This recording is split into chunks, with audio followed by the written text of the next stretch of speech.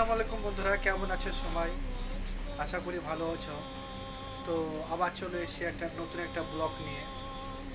আজকে আমাদের ঈদের রাত, কালকে আমাদের কুরবানি ইনশাল্লাহ। তো আমরা প্রবাসে কিভাবে কুরবানি করি, কিভাবে ঈদের রাতটা আমাদের যায়, কি খাবার খাই, তো আপনাদেরকে বিস্তারিতভাবে দেখাবো ইনশাল্লাহ। তো যে আমরা যে কালকে কুরবানি দেবো, তো দুটো দুম্বা এনেছি, সে দুম্বা দুটো আপনাকে আগে প্রথমে দেখাই। তারপর ইনশাল্লাহ কালকে ঈদের সকাল থেকে একবারে সন্ধ্যা পর্যন্ত আমরা কি করি না করি সমস্ত ইনশাল্লাহ দেখাবার চেষ্টা করব। তো আগে আপনাদেরকে আমার কুরবানির দুটো দুম্বা দেখাই ইনশাল্লাহ। এই দুটো দুম্বা আমরা এনেছি। হ্যাঁ, কুয়েতের একটা 100 দিনার দাম। 100 দিনার মানে ইন্ডিয়ান 25,000 টাকা হয়েছে, বুঝতে না। তো যাই হোক, তো এই দুটো কাল ইনশাল্লাহ আল্লাহর রাস্তায় আমরা কোরবানি করব। আর আমার যে আপনার এর কুরবানি দেবে সেটা হচ্ছে আমাদের মাননীয় সম্মানীয় তুহিন ভাই। আমি কাটবো, আমি হ্যাঁ। হচ্ছে কষাই হ্যাঁ কাটার জন্য। আমি হচ্ছে কোরবানি আমার এইখানে না, আমার কোরবানি দেশে। হ্যাঁ, আমি না এখানে কাটবো, কষাই। তুমি কষা, এক কথায় আচ্ছা, তুমি কষাই আমি, হ্যাঁ। কালকে তুমি কষা আর আমি তোমার কষাইয়ের হেল্পার। হেল্পার, হ্যাঁ। ঠ্যাং ঠুং ধরবা, ভুড়ি টুড়ি পরিষ্কার করার জন্য তোমার রাখেছি। ইনশাল্লাহ ইনশাল্লাহ কালকে আমরা সমস্ত বিস্তারিতভাবে দেখাবো।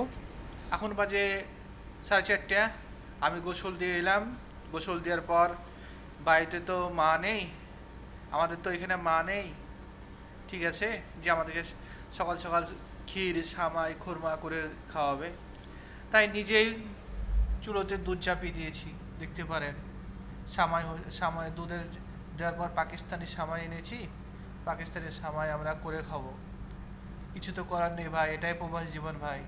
আপনারা ভাবেন প্রবাস জীবন খুব মজা, আসেন দেখে যান কত মজা ভাই, কত মজা। পারেন আমাদের সামাই এখানে রেডি হচ্ছে, ঠিক আছে। সামাই রেডি হওয়ার পর রেখে আমরা যাব ঈদের নামাজ পড়তে। নামাজ পড়ে আসব, নামাজ পড়ে এসে এই সামাই আমরা টেস্ট করব।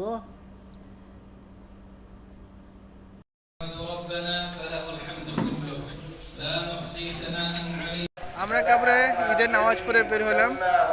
এখন আমরা রুমের দিকে যাচ্ছি। কেবলই আমাদের নামাজ শেষ হলো, আর আমার সঙ্গে আছে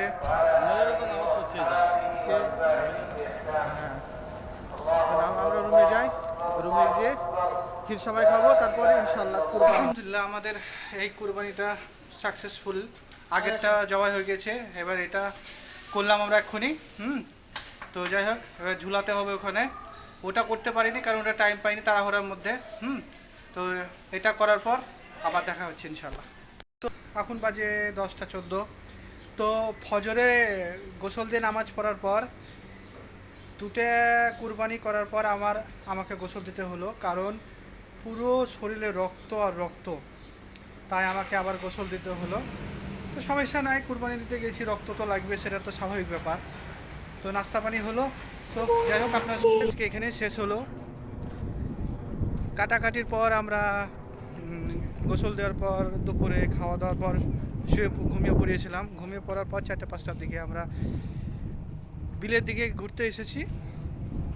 তো এইটুকুই পাস। আমাদের ঈদ, প্রবাসীদের ঈদ তো সেরকম কোনো এনজয়মূলক বা মজাদার হয় না, তবে আমরা এর মধ্যেই কিছুটা খুশি বার করার চেষ্টা করি বা করেছি। তো আশা করি আমার ব্লগটা ভালো লেগেছে। ভালো লাগলে অবশ্যই লাইক করবেন, কমেন্ট করবেন, শেয়ার করবেন আর সাবস্ক্রাইব করবেন। আর যদি না ভালো লাগে তাও কমেন্টে বলে যাবেন ইনশাল্লাহ। আরও নতুন নতুন ভিডিও আমি বানাবার চেষ্টা করব। দোয়া করবেন, ভালো থাকবেন সবাইকে। আল্লাহ হাফেজ, ঈদ মোবারক।